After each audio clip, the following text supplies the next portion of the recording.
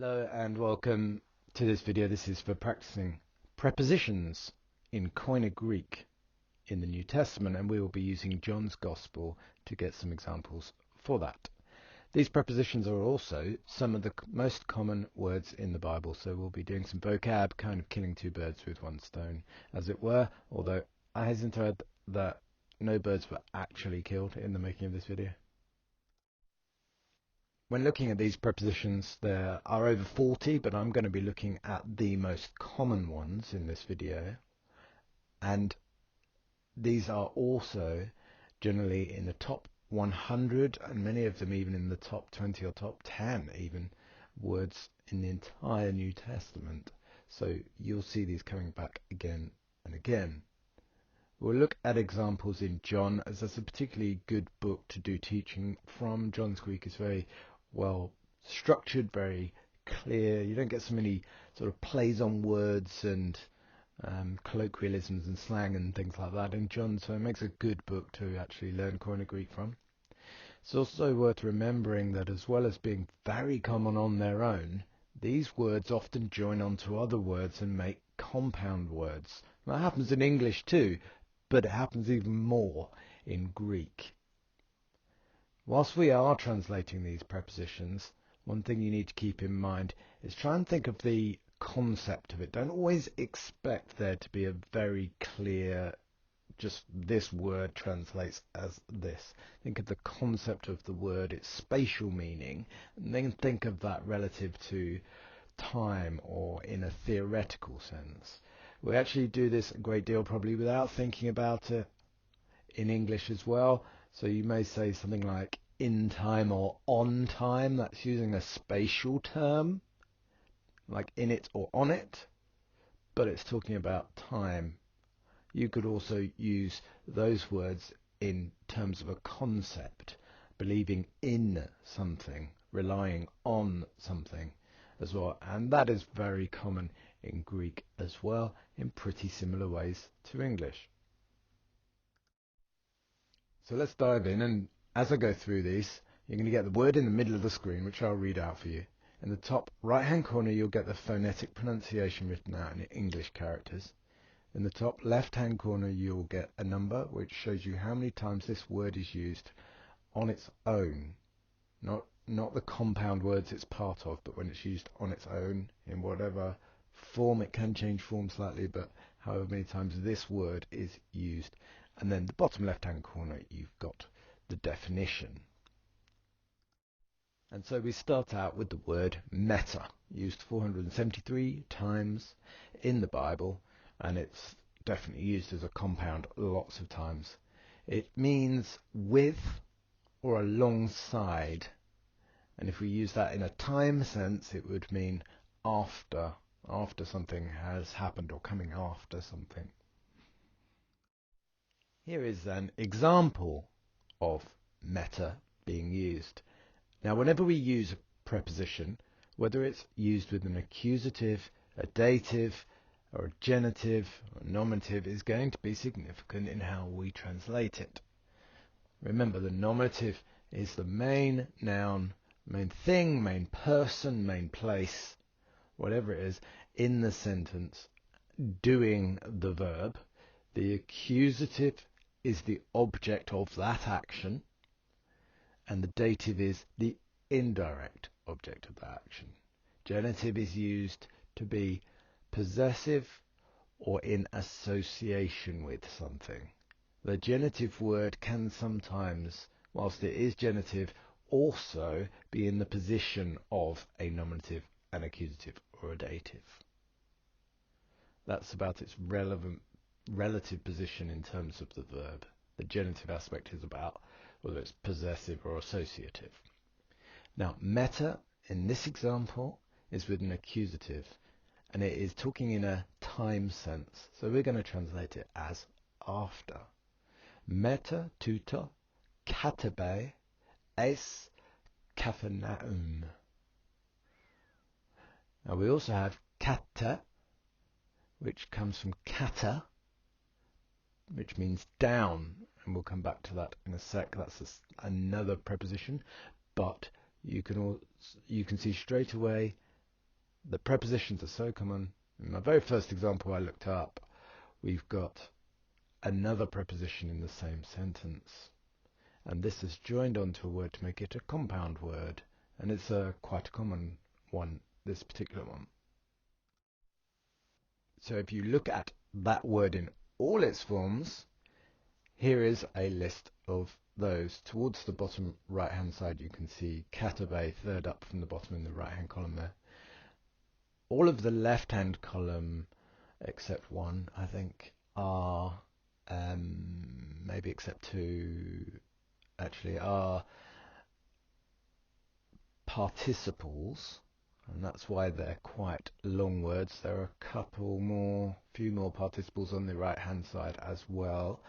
Participles are words that take a verbal form but are adjectives that can sometimes act like in the place of nouns. So they're kind of verb, adjective and noun in some ways, and we will need to learn about verbs and adjectives as well as nouns before we cover them, but just be aware that that's what they are. You will often notice them simply because they've got these great big words with these long suffixes on the end, and often prefixes as well.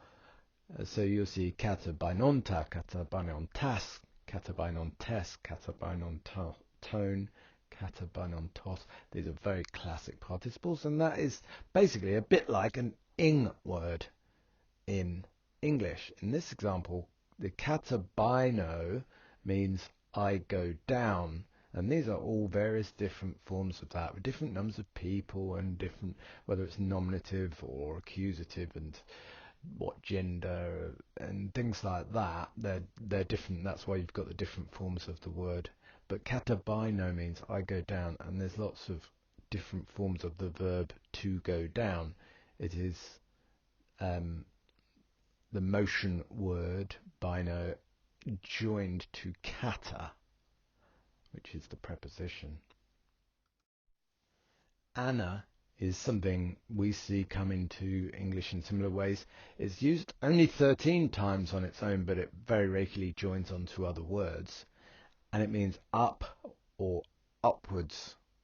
In a time sense we might say it is again, or in a theoretical sense we might say it is for, if you're for something, if you're on on the same side as something, for example. And there are two examples here in the next example. I'm going to give you two words in this example. The second word is one that I've already mentioned. It's kata, used 480 times just alone, and many more times with other words. This means down or with, or perhaps according to. The Gospels, in fact, are called kata Matthaion, kata Markon, kata Lukon, and kata Ioannon, because it is with or according to that disciple. So here is the example in verse 6. In the second chapter of John, of both Anna and Kata. Eisande eke lithenai hudriai hex. There are now 6 stone water jars. Kata, according to, ton katharismon Judaeon. So according to the purification of the Jews. Kamenai, standing, korusai anametretas dua a trace, having space for 2 or 3 measures. So we've got kata and ana are the two prepositions. Both are going to be they're with accusatives, so that will affect how they're translated. And ana here is in the context of a measurement. Metretas is a literally metritize, the literal translation of that, or we might say a measure of 2 or 3. So for is the translation of Anna in this place, and according to is the translation of kata, because it's referring to an accusative. That accusative is talking about the purification rites of the Jews. So it is according to those purification rites. Hupo is the next one. Hupo. When we see this come into English, which we do a great deal, it's part of many words usually used in a compound word. The upsilon is transliterated as a Y, so it becomes hypo, and it's a medical term. Probably the most famous one is hypoglycemic, if you have low blood sugar, for example, and it means under. It might, in a spatial sense, also mean by. It's used 188 times just on its own, but again it's used many times as a compound word. Although it transliterates as a Y and not a U, do remember that upsilon is a long, soft U sound, and with a hard breathing, it will become who, so it's hoopo. It's not got an O on the end, so don't make the mistake of going O on the end. It's an omicron there, so it'd be hoopo. It's a short O sound. So here I have an example for you in the second chapter of John. Lege auto Nathanael. Nathanael says to him, Pote me ginoskes. Where do you know me from? Apekrithe Jesus kai penauto. Jesus answered and said to him, that's a phrase you're going to hear quite a lot in the Bible, by the way, Apekrithe Jesus kai penauto. Pro tu se Philippon phonesai, onta hupa ten sukain aiden se.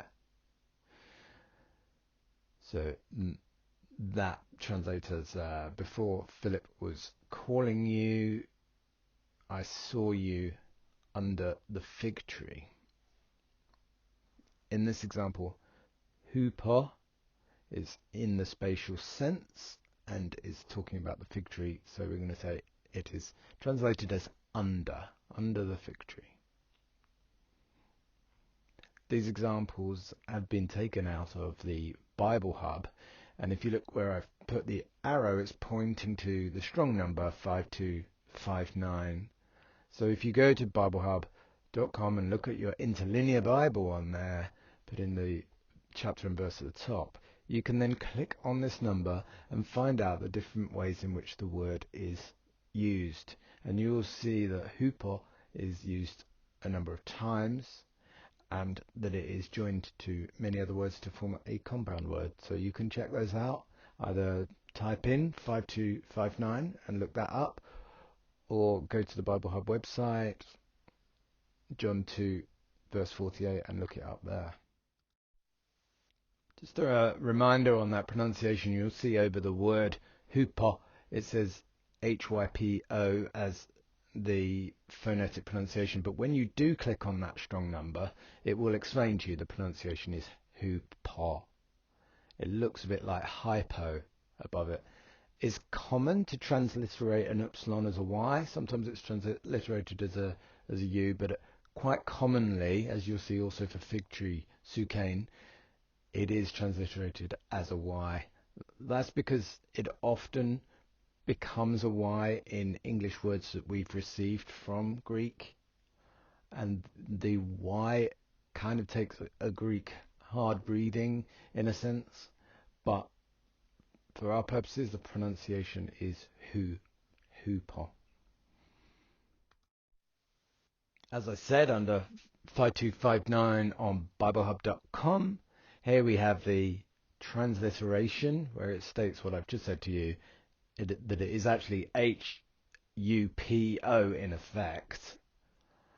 It often gets transliterated as HYPO, but hupo is the correct pronunciation, meaning by or under. Possibly, if it's used in a conceptual way, you might say it is about, kind of underneath the writing of somebody or under their authority, We use that term under authority in English, similar in Greek. Apo, next, is a very common one, used 650 times on its own, and again is very commonly part of compound words. It means from, or of, or away from. One of the most famous examples is apostle, from apostolos. It means somebody who is sent away from, or sent from, and refers to people sent specifically from God or from Jesus to go out and take the message out. And here is an example of that from chapter 1, verse 45. Jesun huion to Joseph, Jesus, son of Joseph, ton, the definite article, apo Nazareth. So it's used in a geographical sense here as a preposition, and you'd say that it was translated as of, or perhaps from, Nazareth. So Jesus, son of Joseph, from Nazareth, or Jesus, son of Joseph, of Nazareth. We've done hupo, now we have huper, which means over or above, maybe too much or beyond, or concerning. We also use it to mean concerning a certain subject. So we might say in English over a certain matter, or over the matter, if we're talking about a particular matter or a particular subject. In Greek, it can also be used in a similar sense. So we may translate it as concerning, as well as in its spatial sense to mean over or above or beyond. In English, it comes into a lot of compound words in hyper. So it could be hyperactive for somebody who's overactive, hyperglycemic for somebody who's got too much sugar, and various other medical terms. Hupo is used 155 times on its own and a great many times as part of a compound word. So here we have huper in a context, the verse 30 of chapter 1. Hutos estin huper hu ego apon. He is the one about whom I said, and that's John the Baptist speaking. And he goes on to say, the one coming after me is greater than me, and I'm not worthy to untie the thongs of his sandals, etc., etc. That's the bit we're talking about. Now, it's interesting also that this verse, and the reason I use this as an example, is that all of the words in this sentence are amongst the most common in the Bible. The first word, hutos, is a demonstrative pronoun. There are 1,395 uses of it in the New Testament. The second word, estin, means it is, and is used 2,479 times in the Bible, so very commonly used word and a good one to learn. And by the way, this verb, the verb to be in this case, is a perfect indicative active in the third person singular. So third person singular means it's going to be he or she, and in this case it's referring to Jesus. It's going to be he, and the word before it, the demonstrative pronoun, is called that because it is demonstrating that it is a he, a male, and it has a masculine ending to that word. So we know it's going to be he in this case. And estin is one of the most common forms of that verb, so again a very good one to learn. The 2,479 are all forms of the verb, so there'll be some different ones if you look that word up, but estin is probably the most common. Huper, as I said, means over, but in this circumstance we're going to say concerning is the right translation, because we're talking about a person. It is about him, it is concerning him. That's used 155 times on its own, but many, many more times as a compound word. Who is next, which means whom, used 1,400 and 11 times in various forms, as you can see on the right hand side of the page. You've got ha, hi, heis, has, hey, hein, heis, ho, ho, hone, hoi, hois, hon, hos, who, and whose are the different examples of it in the New Testament.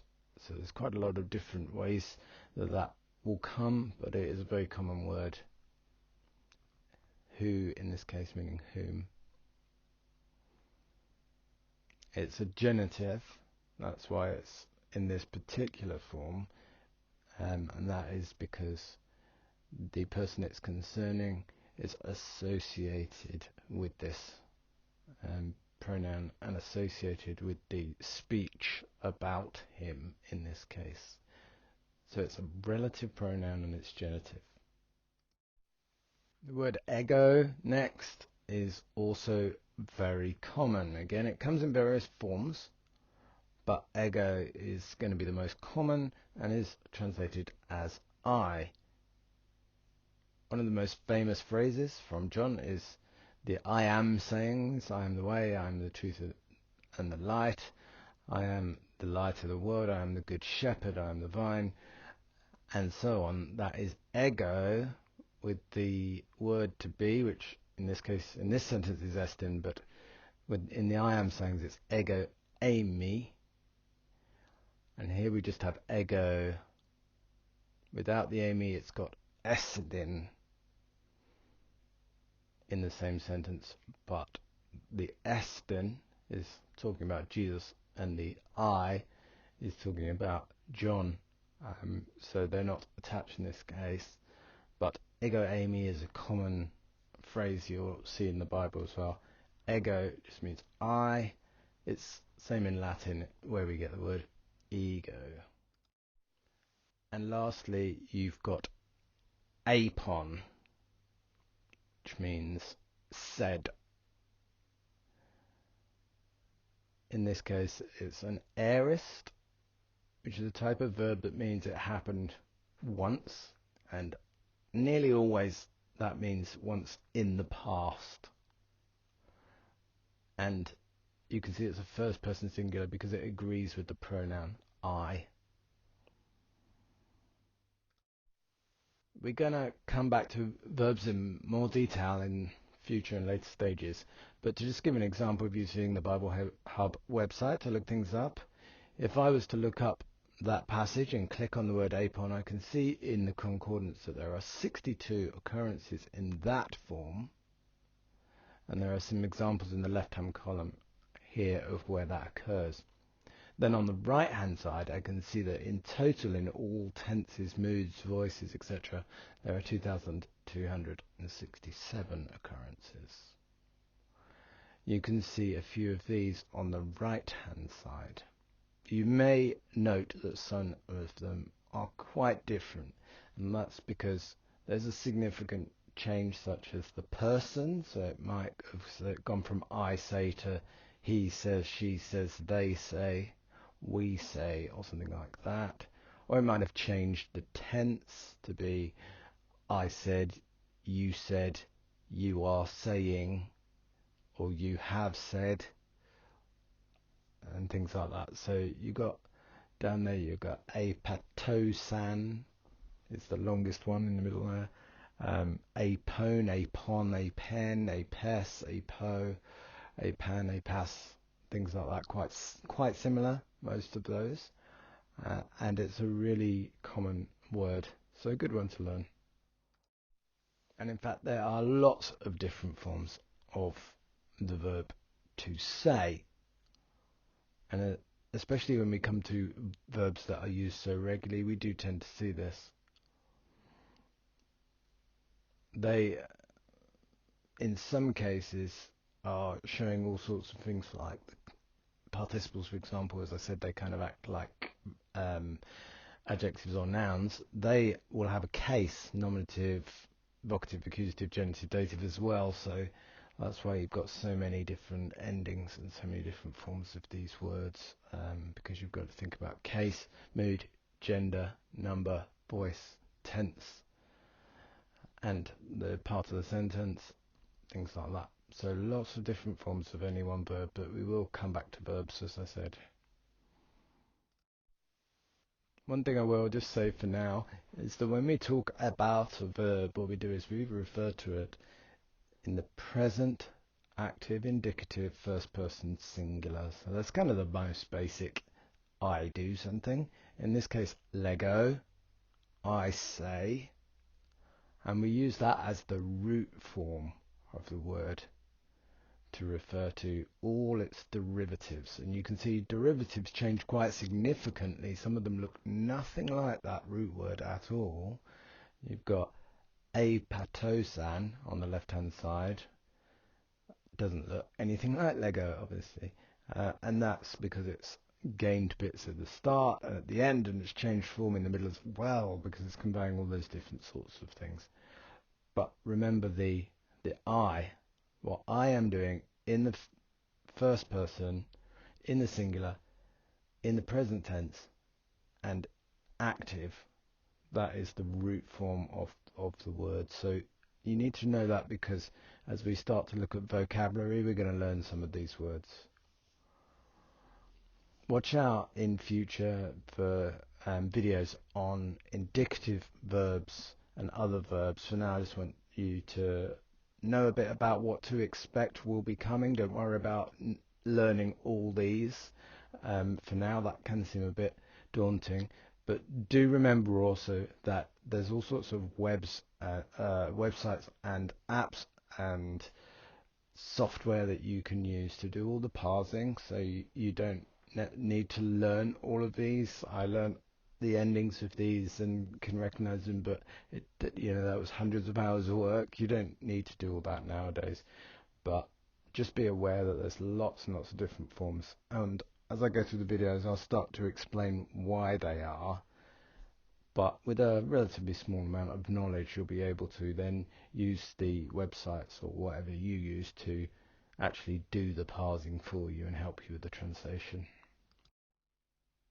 As I just mentioned, we have John the Baptist saying, "This is the one after whom I said, the one coming after me."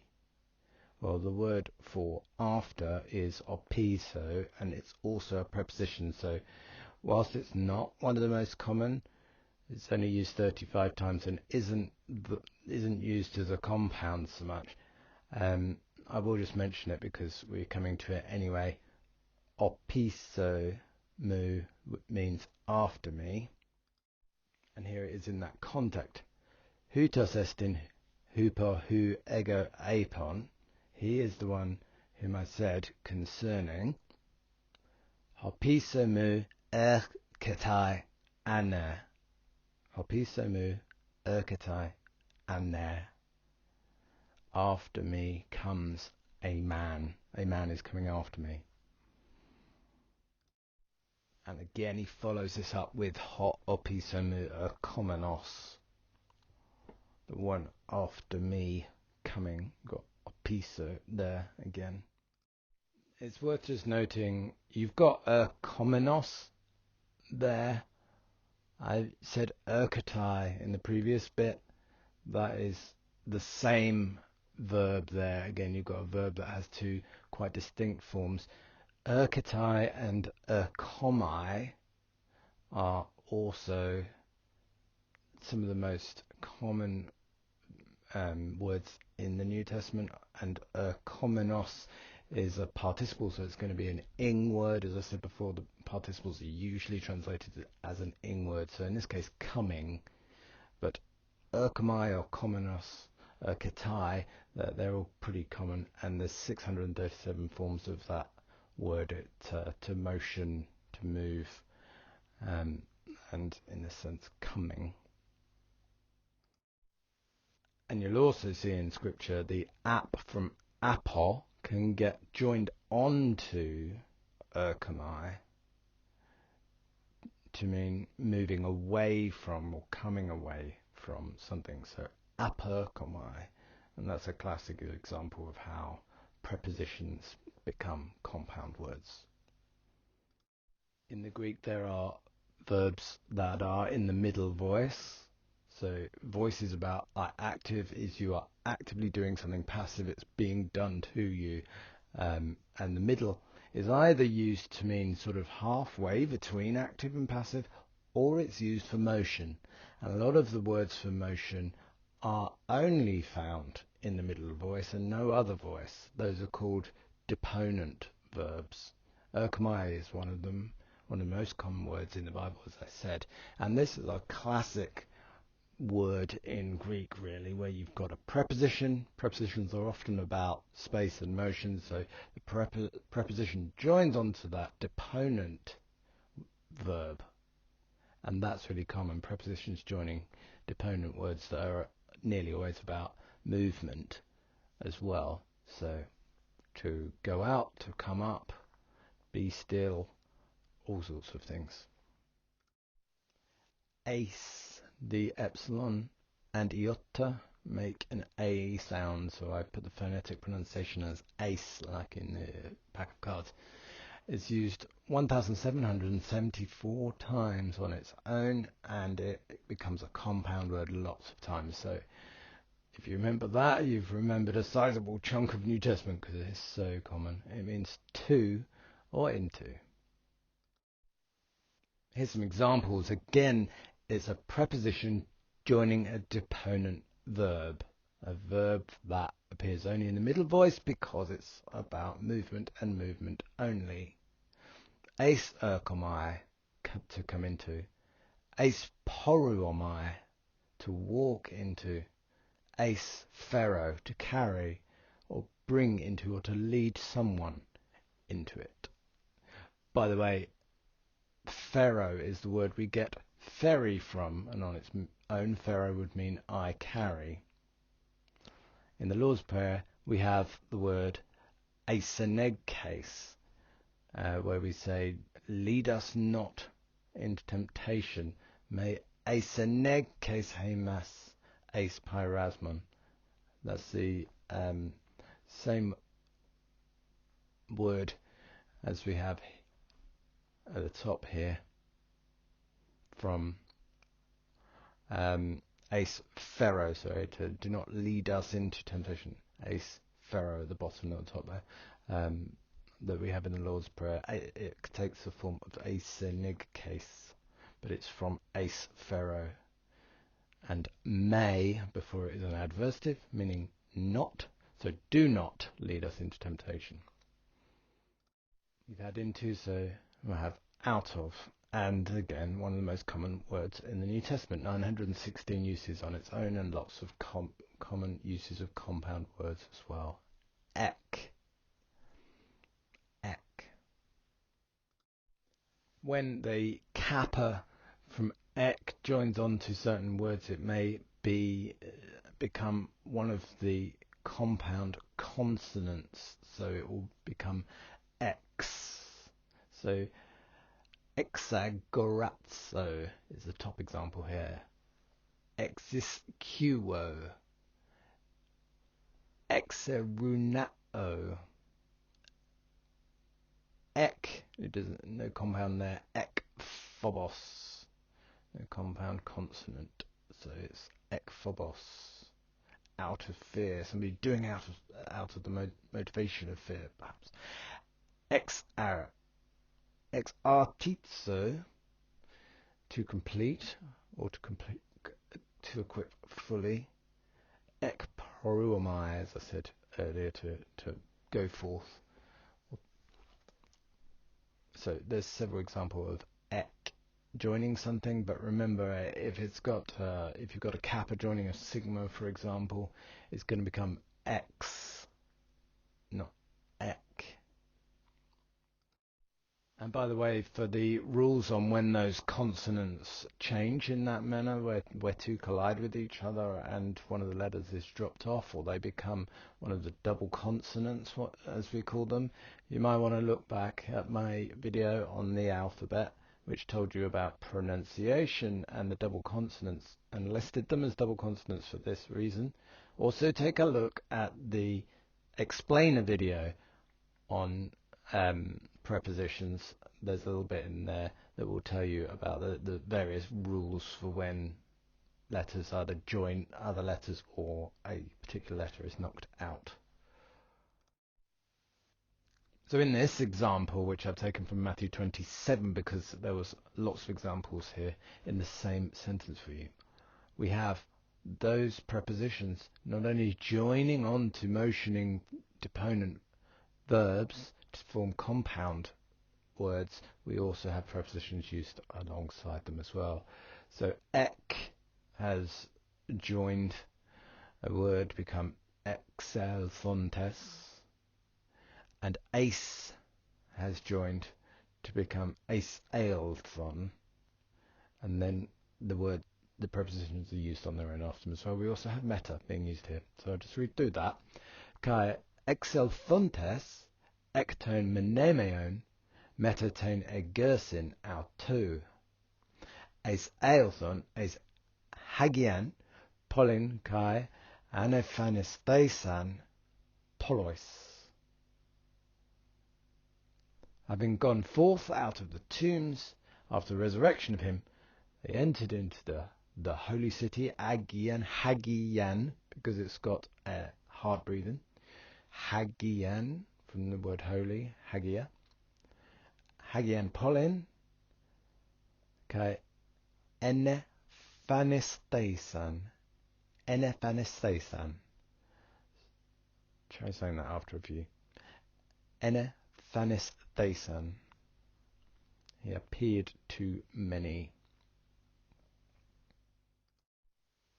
En, which means in or with, is used a whopping 2,775 times. And again, it is in many compound words as well.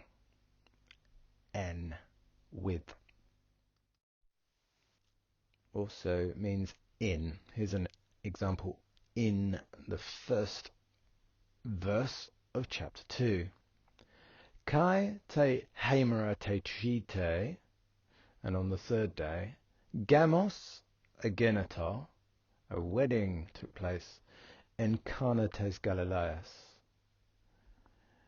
So it says, and on the third day a wedding took place in Cana of Galilee, and an is the preposition to mean in Galilee, in Cana in Galilee specifically, and Galilee is in the genitive, Cana is in the dative, and that's because Cana is within Galilee. So in a sense, Galilee owns Cana because it's a town within Galilee, and that makes the noun Cana actually a dative, but en being used as a preposition in a spatial sense, physical sense, in that place.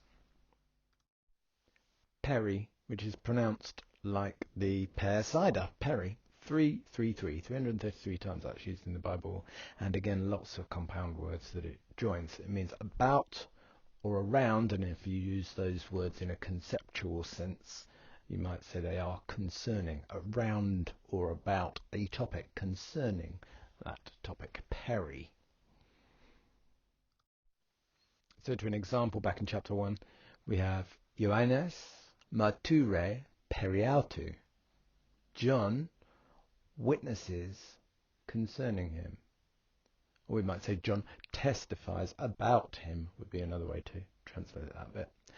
Legon hutos ein hon apon, and we've followed that bit. This is one about whom I was saying. So legon, I spoke of earlier the verb to say. In this case, it's a participle, so it's ing word, so saying. Hutos ein hon apon. So there's Perry. And lastly, pros. Remember, an omicron never sounds like an O. That's the role of an omega. So this won't be pros. It will be pros. Pros means towards or indicating close proximity. In a theoretical sense, towards something could mean that it's in agreement with it. Or in a time sense, it could mean close to something in a particular time, at a particular time. Used 703 times on its own. Again, it's used many times as a compound, or in a compound. Pros is another word that's used many times as part of a compound word. Remember that because it has a sigma on the end, that sigma is like a C with a cedilla, like you get in French. If it joins another word, that sigma may drop off. It may stay in place as well, and if it does, it's going to become a standard sigma because it's not at the end of the word. It'll only be the C shape with a cedilla when it's on the end of the word. You can see, if you go back to my other video on prepositions, it will show you the rules for that again, and I'll put that link up at the end of this video, and also the alphabet if you go back over that video. It's worth noticing also that this sigma can join other consonants to become a compound, so it could become psi if a sigma joins onto a pi, for example. It can become psi in some cases.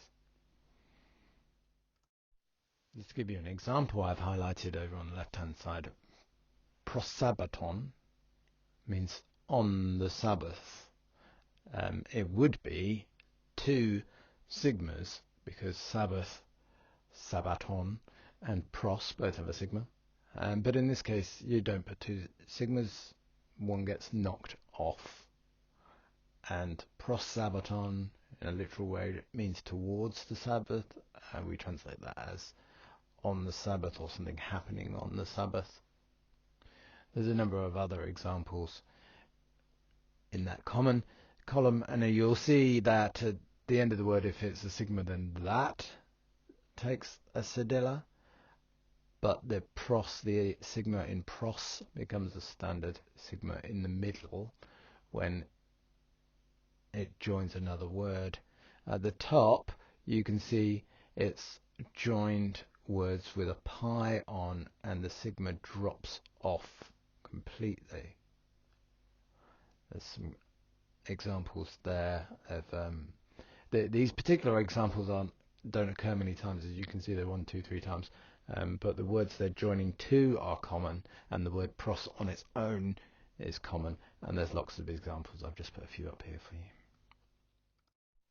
Let's see a pros in context. We have in verse 42 of chapter 1, Simon has just gone and found his brother Andrew and brings him to follow Jesus. Just before Jesus calls him Petros, meaning the rock, it says this above: Agagen auton pros ton Iesin. Agagen auton pros ton Iesin. The agago, I lead, that's a common word as well. So agagen auton pros ton Iesun. Jesus is in the accusative in this case, so pros becomes to, or perhaps you might have translated that as towards, but pros, the preposition, is being led to Jesus.